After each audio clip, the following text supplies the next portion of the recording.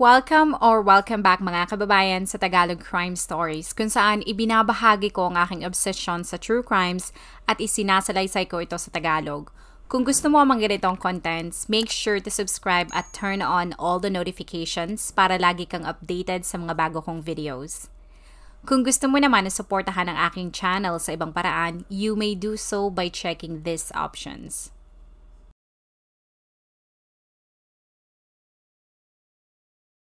Isang maaraw na umaga noong July 2000, ang 24 na taong gulang na si Martin Peterson ay kumatok sa pintuan ng isang bahay sa Rødovre sa kanluran ng Copenhagen, Denmark.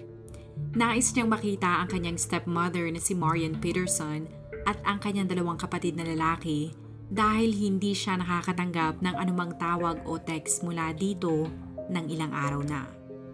Sa labas ng pintuan ay nakita nito ang isang note na nagsasabi na ang kanilang buong pamilya ay nagbakasyon at babalik din. Pero sa kung anumang dahilan ay hindi maganda ang kanyang kutob, kaya agad siyang tumawag sa kapulisan. Pagdating ng mga pulis, nakita nila ang lahat ng mga gamit sa loob ng bahay ay natatakpan ng mga plastics. Maliban dito ay mukhang walang kahina-hinala sa loob. Ngunit nang dumating ang mga forensic investigators, dito na sila nakakita ng napakaraming mga dugo at tissue na pag-aari na mag-iina. Nakakita din sila ng maraming suka sa banyo at nang makarating sila sa basement ay sinalubong sila ng napakabahong amoy. Dito na nila natuklasan na ang lugar na kanilang tinatapakan ay pinangyarihan ng kakilakilabot na krimen. Ang mga pangyayaring ito ay naganap sa Denmark, ngunit 10 taon bago nito ay isang malagim na pagpatay ang naganap naman sa Amerika. Ang bangkay ng isang 59 na taong gulang na babae ay natagpuang nakabaon sa buhangin sa Cape Hatteras sa North Carolina. Sa loob ng 4 na buwan ay hindi tumigil ang mga investigador sa paghahanap sa salarin. Isang tip ang kanilang natanggap na ang suspect na kanilang hinahanap ay mismong anak ng babae. Ang biktima ay isang ina na nagngangalang Anna Lundin. Siya ay sinakal hanggang sa mamatay ng kanyang sariling anak, pagkatapos ay itinapon siya sa dalampasigan sa tulong ng sarili niya mismong asawa. Kalaunan ay nadakip ang kanyang anak pero ito ay nakalaya. Pagkatapos ay bumalik ito sa bansa kung saan siya ipinanganak, ang Denmark. Ang baliw na psychopath na ito ay may baluktot na pag-uugali lalo na pagdating sa mga kababaihan.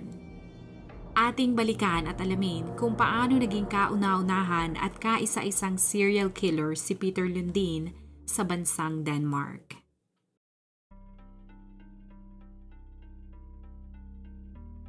Si Peter Lundin ay ipinanganak sa Denmark noong February 15, 1972 at nag-iisang anak nina Ole at Anna. Ang kanyang ama na si Ole Lundin ay ipinanganak sa Denmark pero lumaki sa Canada at mula roon ay lumipat sila sa Amerika kasama ang kanyang kapatid. Ginawa nila ito dahil gusto nilang sumali sa militar at pinayagan sila ng US Army na panatilihin ang kanilang Danish citizenship. Ang kapatid ni Ole ay pinadala sa Korea kung saan ito ay namatay dahil sa isang virus. Si Ole naman ay nakadestino sa Germany kung saan siya ay nanatili ng ilang taon. Sa bansang ito na rin niya nakilala ang isang babae na nagngangalang Anna Schaffner. Ang ama ni Anna ay isa ring sundalo kaya nang sila ay nagpakasal, hindi siya nahirapan na mag-adjust. Mula Germany ay lumipat ang mag-asawa sa Denmark noong unang bahagi ng 1970s.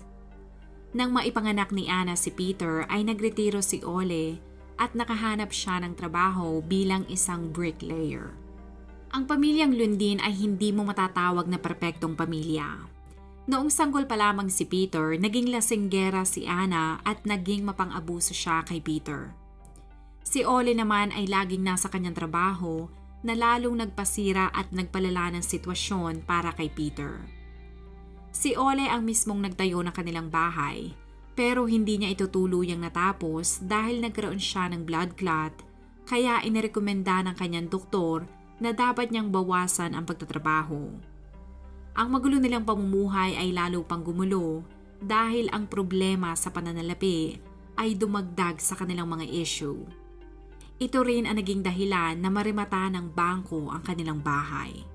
Dito na nag-isip si Ole na bumalik sa Estados Unidos noong 1980 dahil umaasa siya na mababago niya ang antas ng kanilang buhay kapag lumipat sila ng lugar. Ang 8 taong gulang na si Peter kasama ang kanyang mga magulang ay nanirahan sa Florida bago sila lumipat sa Maggie Valley, North Carolina. Pero tila kahit lumipat na sila ng lugar, ang kanilang mga issue ay hindi na bago. Patuloy ang pagtatalo ni Ole at Anna sa harap ni Peter. Sa kalaunang interview kay Peter ng local Danish reporters, sinabi niya na sa kanilang bahay ay nakita niya ang mapang-abusong pag-uugali ng kanyang ama sa kanyang ina. Siya ay hindi rin bago sa karahasan sa loob ng kanilang bahay dahil ang kanyang ama ay sinasaktan siya simula noong siya ay maliit pa lamang. Dahil sa wala silang kaibigan o kapamilya sa Estados Unidos, walang nakakaalam kung ano ang nangyayari sa loob ng kanilang tahanan. Gayunpaman, ang mga guro ni Peter sa kanyang paaralan ay may suspecha na ang bata ay inaabuso dahil sa pag-uugali nito na ipinapakita niya sa kanyang mga kaklase. Si Peter ay isang agresibong bata. Mahilig ito makipag-away at kalimitan na nakikipagbuno sa kanyang mga kaeskwela. Nang pumunta ang mga social services sa tahanan ni Peter at nagkaroon sila ng evaluation, ang 12 taong gulang na si Peter ay inalis sa pangangalaga ng kanyang mga magulang at inilagay siya sa isang foster home. Si Anna ay inakusahan na isang pabaya at mapang-abusong ina. Ang investigasyon ay hindi nagtagal at si Peter ay nanatili lamang sa foster care sa loob ng 3 buwan. Wala akong makita kung ano ang nangyari sa investigasyon pero ibinalik si Peter sa kanyang mga magulang kung saan nagpatuloy ang pang-aabuso. Nang unang gabi na siya ay dumating sa kanilang bahay, ang kanyang ina ay di umanong pinagbantaan siya na sasakalin nito. Kaya kumontak siya agad ng mga pulis, ngunit ang investigasyon ay hindi umusad. Noong 14 na taong gulang si Peter ay iniwan ng kanyang ama si Anna at isinama siya nito. Sila ay nagpalipat-lipat mula sa Los Angeles, sa New York hanggang sa Boston hanggang sa lumipat sila sa Miami. Pero dahil sa ang tanging trabaho na alam ni Ole ay pagiging isang bricklayer at dagdagan mo pa na siya ay isang Danish immigrant, siya ay nahirapang makakuha ng isang steady na trabaho. Kahit mahirap ay nakakakain pa rin ang mag-ama ng 3 beses sa isang araw. Pero nang 16 na taong gulang na si Peter, ay tumigil at nag-dropout siya sa high school. Kumuha siya ng part-time job bilang waiter at nasama din siya sa kanyang ama at natuto na maging isang bricklayer. Akala ni Peter ay hindi na magkakabalikan ang kanyang mga magulang. Pero kahit toxic at puno ng pang-aabuso ang relasyon ni Anna at Ole, ay nagkabalikan ang mga ito at silang mag-ama ay bumalik sa Maggie Valley, North Carolina. Sa pagbabalik nila sa Maggie Valley, bumalik din si Peter sa paaralan. Ang kanyang ina naman ay hindi nagbago dahil nanatili itong lasinggera. Ang lugar na Maggie Valley ay isang napakaliit na bayan at nahirapan si Anna na makahanap ng mga kaibigan. Dahil sa ibang-iba ang buhay nila sa Germany, araw-araw ay namimiss nito ang kanilang buhay doon at para punan ang kanyang kalungkutan ay ginagamit nito ang alak. Ang pag-inom at pananakit ni Anna sa kanyang anak na si Peter ay lalong lumala. Kaya nagpasya si Ole na mas makakabuti sa kanilang lahat na umuwi si Anna sa Germany upang makasama nito ang kanyang mga magulang. Inihatid ni Peter at Ole si Anna sa airport kung saan ito ay sumakay ng eroplano pabalik ng Germany. Ngunit hindi nagtagal ay bumalik din si Anna sa Estados Unidos. Hindi malinaw kung kusa ba na bumalik si Anna o pinilit siya. Pero ang malinaw ay nang siya ay makabalik sa kanilang bahay sa Maggie Valley, nag-ima na ang sitwasyon. Sa pagkakataong ito ay si Anna na ang inaabuso, hindi lamang ng kanyang asawa maging pati ang kanyang anak. Ang kanilang mga kapitbahay ay karaniwan na tumatawag sa mga pulis upang i-check kung ayos pa ba ang kalagayan nito. Pero tuwing pupunta ang mga ito sa tahanan ng mga London, wala namang legal na aksyon ang ginagawa dahil hindi nagsasampa ng kaso si Anna. Noong April 1991, ang lasing na si Anna ay lumapit sa 19 na taong gulang na si Peter na may dalang gunting at sinubukan nitong gupitin ang kanyang mahabang buhok. Sa sobrang galit ni Peter ay hinawakan niya ang leeg ng kanyang ina at sinakal ito hanggang sa mamatay. Pagkatapos ay iniwan niya ito sa kanilang bahay at pumunta sa isang party. Pagbalik niya sa kanilang bahay ay wala na ang kanyang ina sa sahig kahit sigurado siya na hindi na ito gumagalaw nang iniwan niya. 7 buwan pa bago matuklasan ang bangkay ni Anna na mga taong naliligo sa beach sa Cape Hatteras, mahigit 500 milya ang layo mula sa tahanan nito. Dahil sa estado na ng kanyang katawan, ang mga otoridad ay inabot pa ng 4 na buwan bago nila matuklasan ang pagkakakilanlan nito. Ang break sa kaso ay dumating nang iulat ng pamilya ni Anna mula sa Germany na nawawala ito.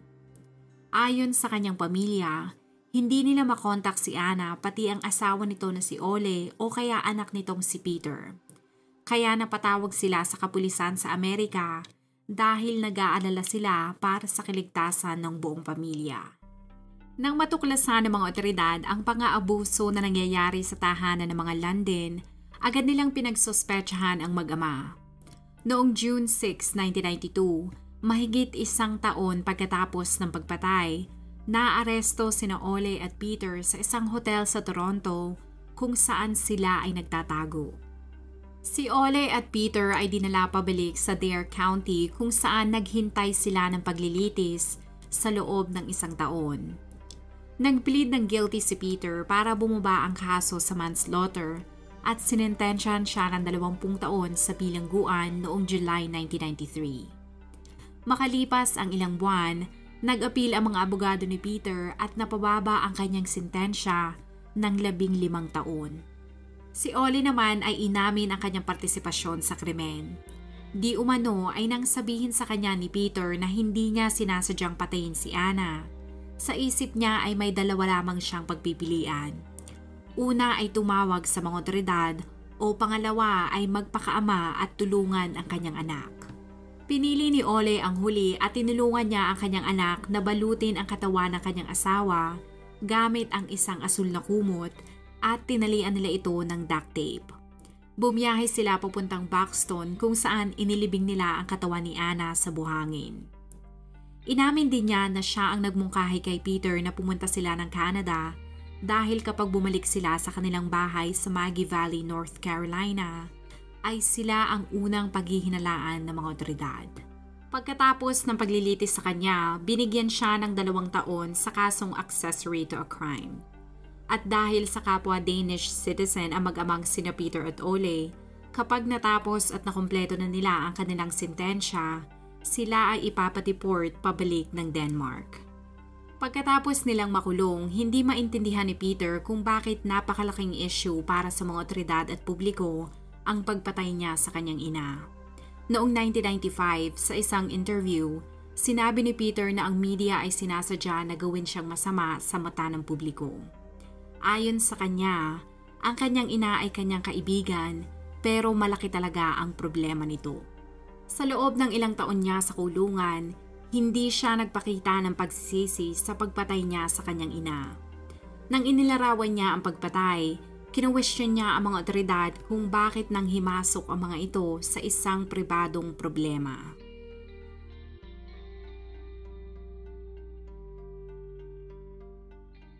Si Peter ay mayabang at arogante. Siya ay agresibo at paulit-ulit ito nagkakaproblema sa loob ng kulungan. Malimit siya makipag-away at ilang beses itong nahulihan ng iligal na kontrabando tulad ng droga. Siya ay malimit din sa solitary confinement dahil mahilig itong bantaan at saktan ang ibang mga preso. Habang nasa kulungan pa, sumulat ito sa kanyang tiyahin na kapatid na babae ni Ole at sinabi niya sa sulat na siya ay papatay ng tao kapag siya ay nakalaya at nakabalik sa Denmark. Inilagay din niya na sobrang saya niya kapag siya ay nakakapatay. Paulit-ulit niyang isinulat ang mga salitang masarap, masarap, masarap ang pumatay ng isang tao. Ang kanyang tiyahin ay natakot at hindi alam kung ano ang kanyang gagawin kapag nakalaya ito. Noong 1994, inanyayahan si Peter na maging guest sa isang talk show sa Denmark. Sa interview ay makikita na pinunturahan niya ng itim ang kalahati ng kanyang mukha bilang simbolo ng pagkakaroon ng mabuti at masama. Sa isang clip ng panayam na ito, binibigkas niya ang isang uri ng tula. I'm showing everybody that if there's a high, there's a low. There's pleasure, there's pain. There's insanity, there's sane. There's silent, there's to tell. There's heaven, there's hell. There's peace, there's war. There's less, there's more. There's high, there's low. There's yes, there's no.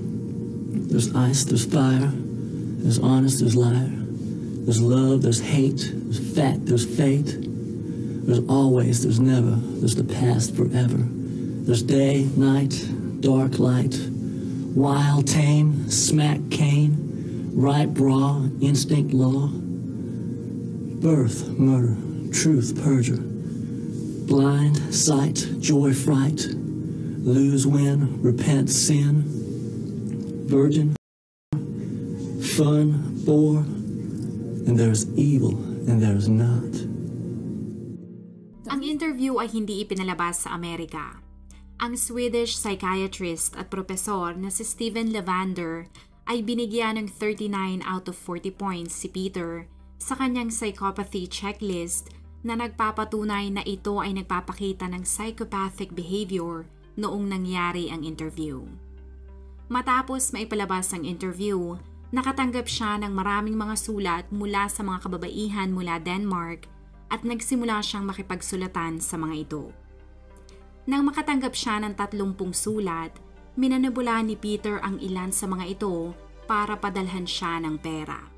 Kalaunan ay pinakasalan ni Peter ang isa sa mga babaeng ito noong 1996. Nakita ni Tina, isang babaeng Danish, ang kanyang interview sa TV at ang kanyang loob ay nahulog sa preso. Mula Denmark ay bumili siya ng tiket papuntang North Carolina upang pakasalan si Peter sa bilangguan. Noong 1999, dahil sa siksikan na sa bilangguan, pinalaya si Peter pagkatapos lamang magsilbi ng 6 na taon ng kanyang 15 taong sentensya. Siya ay na-deport pabalik ng Denmark bilang isang malayang tao. Gayunpaman, dahil sa itinuturing siya na isang mapanganib at marahas na tao, kinailangan siyang i-escort ng 4 na opisyal sa eroplano upang matiyak ang kaligtasan ng piloto at ibang mga tao. Nang siya ay dumating sa Denmark, ipinaalam ng mga otoridad sa Estados Unidos ang kanilang diagnosis kay Peter. Pero sa hindi maipaliwanag at wala akong makitang impormasyon sa aking research, pinalaya siya ng mga otoridad sa Denmark nang walang supervision. Ang kanyang ama naman na si Ole ay nakabalik at naninirahan na rin sa Denmark dahil ito ay na-deport na noong 1994.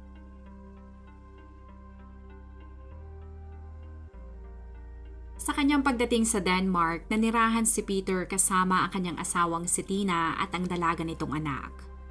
Kalaunan, sinabi ni Peter na pinakasalan lamang niya si Tina para magkaroon siya ng matutuluyan kapag nakalabas na siya ng kulungan. Kaya masasabi mo na hindi talaga siya committed sa kanilang relasyon. Noong early 2000s, sila ay nagkaanak at pinangalanan nila itong Nicholas. Wala pang ilang buwan pagkatapos manganak ni Tina, inaubuso at inatake ni Peter ang kanyang anak na babae, kaya pinalayas niya ito. Dahil sa wala siyang mapupuntahan ay tumuloy siya sa men's shelter. Sa panahong ito ay nakilala niya si Marian Peterson sa isang massage clinic na isa ding brothel. Si Marian at ang kanyang asawa ay ang nagbukas at nagmamay-ari ng massage clinic. Pero nang mamatay ang kanyang asawa, nahirapan si Marian na suportahan ang kanilang mga anak, kaya nagsimula siyang mag-alok ng extra service sa kanyang mga customer. Si Marian ay may 2 anak na sina Dennis at Brian. Meron din siyang stepson na si Martin. Pero kahit magkarelasyon na ang dalawa, ay bumabalik pa rin si Peter sa kanyang asawa na si Tina. Noong Lunes, July 3, 2000, ang anak ni Marian na si Martin ay pumunta sa kanyang bahay dahil hindi ito sumasagot sa kanyang mga tawag o text. Sa pintuan ay nakita niya ang note na nagsasabing mag-out of town ang buong pamilya hanggang June 28. Ayon kay Martin, hindi normal kay Marian na umalis na lamang nang hindi nagpapaalam kahit kanino. At ang isa pang ipinagtataka niya ay hindi ito naglalagay o nag-iiwan ng note para ipaalam kung ano ang gagawin nito. Napansin din niya na mali ang petsa sa note. Ngunit kahit siya ay may hindi magandang kutob, ay umalis si Martin. Pero pagkaraan ng 2 araw, bumalik si Martin at nakakita siya ng bagong note. Sa pagkakataong ito ay nakalagay na sa note na sina Marian ay naka-out of town hanggang July 28. Para maliwanagan sa sitwasyon, nagtanong siya sa eskwelahan ng kanyang mga stepbrothers at dito niya nalaman na dapat ang mga ito ay kasama sa isang school camp pero hindi nagpakita ang mga ito. Pagkatapos niyang malaman ang impormasyon na ito, agad niyang kinontak ang mga kapulisan. Rumisponde agad ang mga kapulisan at pinilit nilang makapasok sa apartment ni Marian. Sa loob ay nakita nila ang lahat ng mga gamit ay natatakpan ng plastic at nangingibabaw ang amoy ng bleach. Pero ayon kay Martin, napakalinis na kanyang stepmother sa bahay nito kaya maaaring ito ang naglinis. Kung sa panlabas, mukhang normal lamang ang lahat sa loob ng apartment. Pero nang siniyasat ng matindi ng mga forensic investigators ang bawat sulok ng apartment, nakakita sila ng mantsa ng dugo sa kama ni Marian, sa banyo, sa isang chopping board sa kusina, at sa loob ng kanyang sasakyan. Mayroon ding napakaraming ebidensya ng dugo sa basement at sa garahe. Ang konklusyon ng mga investigador ay sina Marian, Dennis at Brian ay pinatay sa loob ng kanilang apartment. Base sa investigasyon ng mga otoridad, ang mag-iina ay huling nakita ng dumalo ang 2 bata sa year-end party ng kanilang eskwelahan noong June 16. Ayon sa mga witness, nakita nila si Marian na nakikipagtalo sa isang lalaking nagsasalita ng Danish na may American accent. Ang mga kapulisan ay hindi naman natagalan na matukoy ang lalaki. Noong July 5, 2000, si Peter ay inaresto at sinampahan ng kasong triple murder. Inaresto rin ang kanyang asawang si Tina dahil nalaman nila na minsan na pala nitong binantaan si Marian nang madiskubre nito ang relasyon ng dalawa. Sa interrogation, pilit ang pagtanggi ni Peter at lagi nitong sinasabi na dinala di umano ni Marian ang kanyang mga anak sa bakasyon. Nang hinalughog ng mga kapulisan ang apartment ni Peter at Tina, ay natagpuan nila ang iba't ibang gamit na pagmamay-ari ni Marian. Nang kumprontahin ng mga otoridad si Peter tungkol sa mga gamit, ay wala siyang nasabi. Nakita din ng mga pulis ang maraming pera, bahagi ng passport ni Marian na may larawan nito at ang discount card nito sa Metro Store. Nakakita rin ang mga pulis ng isang palakol na may dugo ni Marian sa bahay ni Peter. May dugo din na natagpuan sa kanyang Ford Fiesta na sasakyan na nagpapahiwatig na ginamit ni Peter ang mismong sasakyan ni Marian upang itapon ang kanyang bangkay o mga bahagi nito. Dahil sa napakaraming mga ebidensya na iniharap laban sa kanya, umamin si Peter at sinabi niya ang lahat ng nangyari. Di umano ay nakita niya si Marian na high sa droga. Ito ay nakatayo sa wala ng buhay ng katawan ng kanyang mga anak at nang makita niya ang nangyari, ay di umano'y nagalit siya at inatake niya ito hanggang sa hindi niya sinasadyang mapatay ito.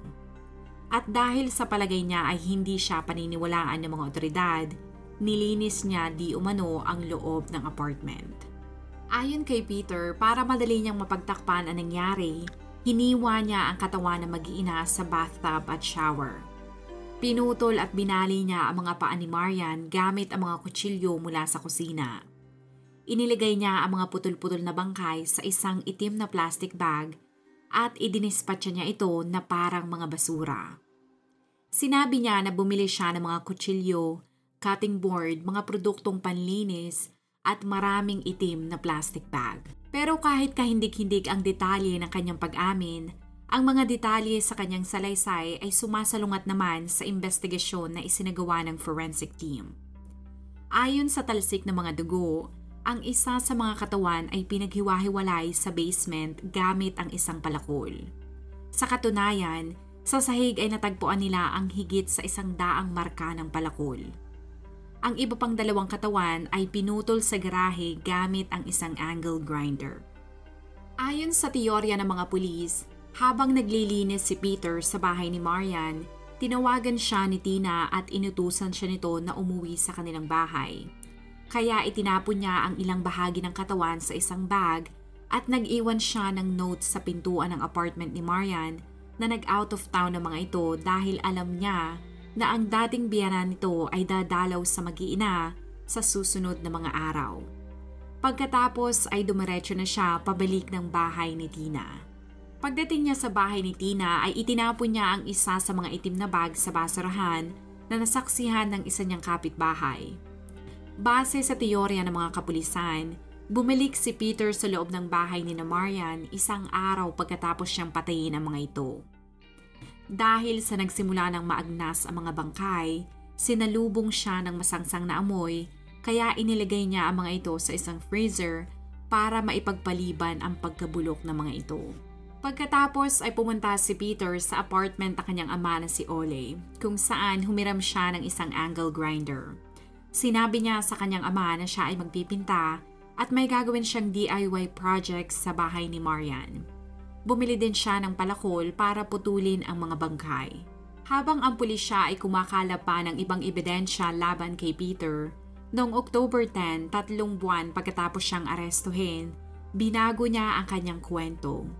Sinabi niya na noong June 16 ay nakipagtalo siya kay Marian.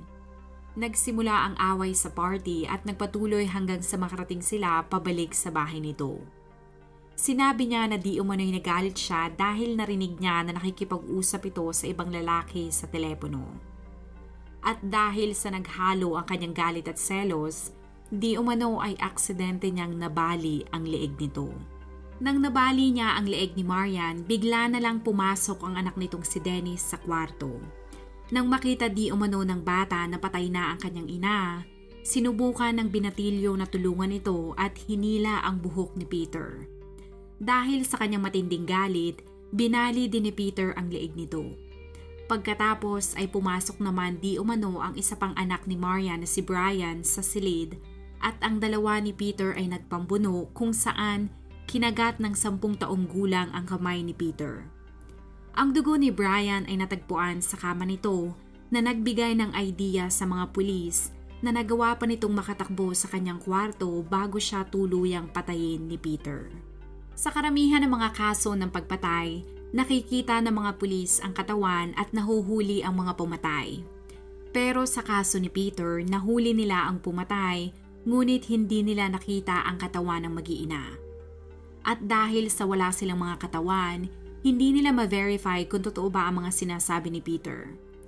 Dahil sa pagiging komplikado ng sitwasyon, ang pulisya sa Denmark ay nakipag-ugnayan sa mga otoridad sa North Carolina upang mapagtagpi-tagpi nila ang nakaraan ni Peter para makatulong ito sa kanilang investigasyon. Tumulong din ang US Embassy sa Copenhagen para sa kaagarang ikalulutas ng kaso.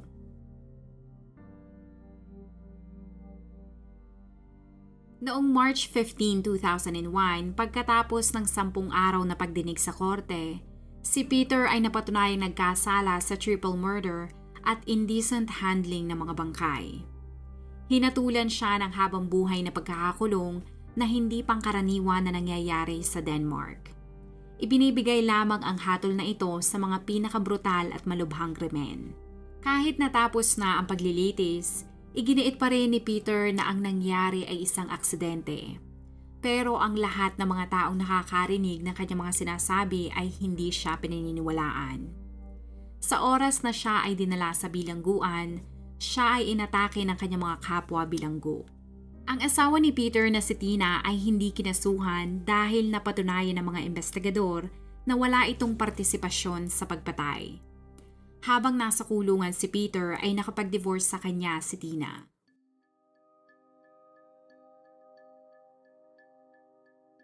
Noong 2008, pinakasalan ni Peter ang kanyang pangalawang asawa na si Marian Poulsen. Si Marian ay 15 taong gulang lamang nang mapanood niya ang interview ni Peter sa TV at siya ay nahumaling sa preso. Sumulat siya kay Peter sa bilangguan at sa loob ng 2 taon, sila ay nagsusulatan. Natigil ito nang nakilala ni Marian ang isang lalaki na kalaunan niyang naging asawa. Noong 2006, si Marian, ang kanyang asawa at kanilang mga anak na babae ay lumipat sa Faroe Islands. Dahil sa walang gaanong pwedeng gawin sa isla, nagpasya si Marian na sulatan ulit si Peter dahil sa sabik na sabik itong makita ang preso ng personal kahit isang beses lamang. Ngunit nang sandaling nakita niya si Peter ay nahulog ang loob niya dito at pumayag siya na bisitahin pa ito sa pangalawang pagkakataon. Sa kanyang ikalawang pagbisita, may nangyari sa kanila at siya ay nabuntis. Nang malaman niya na siya ay nagdadalang tao, nagpasya siyang ipalaglag ang bata. Hindi natigil ang kanilang paulit-ulit ng pagkikita dahil hindi na niya magawang lumayo dito. Nakipaghiwalay si Marian sa kanyang asawa at nagpakasal siya kay Peter noong 2008. Pero pagkatapos lamang ng 15 araw ay nakipag-divorce siya dito dahil nalaman niyang nakikipag-ugnayan at nakikipagsulatan ito sa napakaraming mga babae. Inamin ni Marian na ang relasyon niya kay Peter ay sumira sa kanyang buhay. Sinisi niya ang preso sa pagkasira ng kanyang unang kasal at pagkawala ng custody niya sa kanyang mga anak. Pero ang kanilang maikling pag-iibigan ay hindi gaano nakaapekto kay Peter dahil nagpakasal ulit ito noong 2011 kay Bettina Bronze. Nagkaroon sila ng isang anak noong 2014, pero ang kanilang kasal ay natapos din noong 2017. Pagkatapos ng kanilang divorce, sinabi ni Bettina sa mga local reporters sa Denmark na hindi maayos ang kanilang pagsasama. Dahil dito, ayaw niyang makipagkita ang kanilang anak kay Peter dahil sa hindi magandang pakikitungo nito sa kanya. Sa loob ng Herstedvester Prison na kulungan ng mga pinakasikat na kriminal sa Denmark, mayroong mahigit 30 kasal na naganap sa nakalipas na 10 taon. Ayon sa isang interview ng isang Danish reporter sa ikatlong asawa ni Peter, sinabi nito na kung gusto mong makipagkita sa isang preso, ay kailangan mo lang fill upan ang isang form. Kapag meron nang nade-develop na relasyon sa pagitan ng preso at ng tao na bumisita, mabibigyan sila ng 47 oras sa loob ng isang buwan na magkita na silang dalawa lang sa isang apartment sa loob ng kulungan. Ayon sa dating asawa ni Peter, si Ole at ang isa nitong kaibigan ay nakadalo pa sa kanilang kasal sa loob ng kulungan. Sa isang interview kay Bettina, inako niya ang responsibilidad sa kanyang pinagdaanan ngunit naniniwala siya na ang sistema ng preso sa Denmark ay dapat baguhin. Pagkatapos ng interview na ito, nagpasya ang gobyerno ng Denmark na magpasa ng batas noong September 2021 na nagbabawal sa mga bilanggo na sinintensyahan ng habang buhay na pagkakakulong na makipagsulatan sa ibang mga tao sa unang 10 taon nila sa kulungan. Sa batas ay papayagan lamang ang mga preso na makipag-ugnayan sa kanilang pamilya at mga kaibigan nila na nakilala nila bago sila makulong. Ang mga tao na nagpasa ng batas ay gustong mapigilan ang tinatawag na Bundy effect, kung saan ang mga babae ay nahuhulog sa mga preso na mamamatay tao na kalaunan ay ikakapahamak nila. Binago ni Peter ang kanyang pangalan ng maraming beses sa loob ng kulungan. Pinalitan niya ito bilang Bjarne Skundborg at pagkatapos ay naging Thomas Christian Olsson. Anuman ang kanyang pangalan, hindi ito nakakatulong sa kanya dahil sa tuwing mag-iiba siya ng pangalan ay ibinabalita agad ito ng mga reporters para malaman ng publiko. Bukod sa pagpapalit ng pangalan, mahilig din siya magdemanda kahit nasa loob siya ng kulungan. May isang beses na isang reporter ang inilarawan siya sa isang article na isa siyang clinical psychopath. Dahil dito ay idinamanda niya ito pero hindi siya nanalo. Sinubukan niya ring idemanda ang isang politiko at pinuno ng Danish People's Party na si Pia Kjaersgaard dahil sa di umunong paninira nito sa kanya. Pero hindi rin siya nanalo. Hanggang ngayon, iginigiit pa rin ni Peter na ang nangyari kina Marian, Dennis at Brian ay isang aksidente. Bagamat sinabi niya ang karumal-dumal na sinapit ng mga ito, ang kanilang katawan ay kailanman hindi na natagpuan. Hindi tulad ng kanyang ina na si Anne, maaaring hindi na makita pa ang kanilang mga katawan. Sa loob ng maraming taon na na-interview ng mga reporter si Peter, inilarawan niya na pagkatapos mamatay ng kanyang ina, ni Marian at dalawa nitong anak, ay mas naapektuhan ang buhay niya. Wala din siyang ipinapakitang pagsisisi o kalungkutan sa nangyari. Ang mga ugaling ito ay isa sa mga napakaraming mga senyales ng pagiging serial killer. Kung tatanungin mo ang mga tao sa Denmark tungkol kay Peter, ay kilalang kilala siya ng mga tao. Magpahanggang ngayon ay hindi pa rin niya sinasabi kung ano ang kanyang motibo sa mga pagpatay.